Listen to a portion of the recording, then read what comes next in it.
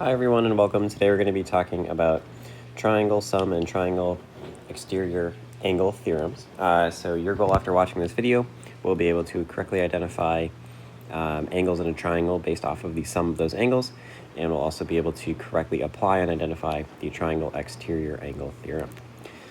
So to get started today, again, kind of grounding this in the real world and where this applies, we're thinking about finding some unknown quantities within a triangle. So if you know some information but not all information within a triangle, we're trying to basically fill in those unknown or those missing pieces.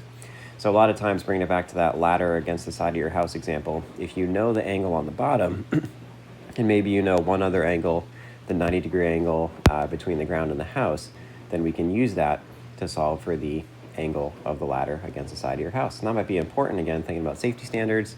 So again, just one application of why it's important to know some angles in a triangle. So first, we're going to start off with the angle sum theorem. The sum of the measures of the angles of a triangle, they all add up together to get us 180 degrees. So if we have this angle plus this angle plus this angle, 1, 2 plus 3, it's just saying that if we add all those together, it gets us 180 degrees. So we can apply that when we identify triangles with some unknowns. So for example, like this triangle here that's outlined in purple, we know that these three blue angles have to give us a part plus part plus part equals whole of 180 degrees. So we'll have like 74, 43, and the unknown quantity of angle 1, and then we could go through and we can solve that to get something for x. So first put together some like terms. We're going to have 117 plus x equals 180. Subtract 117 from both sides, and we'll get our answer here of x equals 63. Or angle 1 equals 63. And we know based off of vertical angles, 1 and 2 are across from each other, so angle 2 is also 63. Okay? Well, now let's get a little bit more complicated because we also need to know our third angle here.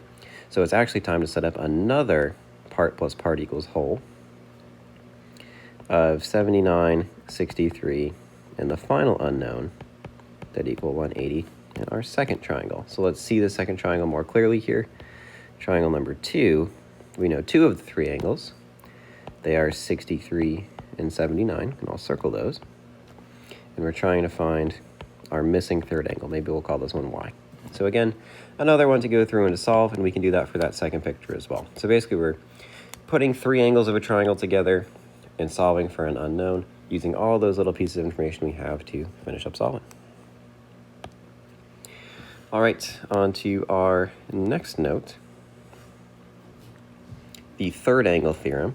And this is just a little bit of logic here, so you're going to use this in proofs. So this is, again, if we see theorems, we're thinking about proofs. So this is a little bit of something that we're going to see later on. This says that if two angles of one triangle are congruent to two angles of a second triangle, then the third angle of the triangles are also congruent. We know that if something, so if our three angles of a triangle add up to 180, we know if two of those are the same, then that third angle has to also be the same, because there's only one measure here that could work that would equal 180 for both of these triangles. So we can use that information, basically combine it to say that, okay, we know, and we'll mark this off with three arcs to say that this angle is the same as this angle. They have to be the same, otherwise it just won't be a triangle. It won't add up to 180. If they had different quantities, they wouldn't add up to the same thing, and that can't happen, right? We know that they have to equal 180 degrees. All right, and then we're going to finish off with the exterior angle theorem. So this one might be one of the newer skills we're going to learn today, so we might have seen those previous two before, but this one might be a little bit new here. So an exterior angle is formed by one side of a triangle and the extension of another side.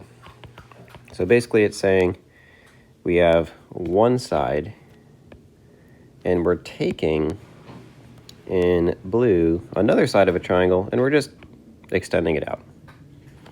So we're making one side extra long. The remote, sorry, I just got kicked out there. The remote interior angles are the angles of a triangle that are not adjacent to a given exterior angle. So here is our exterior angle, and I'll call them RAs, remote angles. Our remote angles are far away. Basically, they're trying to run away from that exterior angle. It's just basically saying it can't be not here, not remote, because it's right next to the exterior angle. But the ones that are far away from that exterior angle, we call them remote. And then finally, the measure of an exterior angle of a triangle is equal to the sum of the measures of the two remote interior angles. So we're saying that exterior angle equals RA plus RA. Or we take both of these blue angles and they add up together to give us our purple angle right there. All right, so now let's try an application of this. We're going to see a couple practice questions here today. We have our, actually let's just label this here. This is our exterior angle. The two angles that are far away or not adjacent are right here. This is our remote interior, and this is our second remote interior. So we know that exterior angle equals remote plus remote. So our exterior angle is 56, and that equals our remote plus our second remote, which we don't know. So measure of angle A right here, we would do our equation of 56 equals 20 plus x. Subtract 20 on both sides, and we'll get x equals 36. And that is the measure of angle A, 36 degrees. Now, sometimes you don't know the exterior angle, and you do know the two remote angles. So in this case, we know our remote plus our remote, but we don't know our exterior angle. So it's our job to actually go through and solve for that. So this is our x this time, and we can fill in both of these and solve. All right, so some examples today, applying some triangle properties of congruence, thinking about the sum of triangles and also those exterior angles and triangles. Any questions?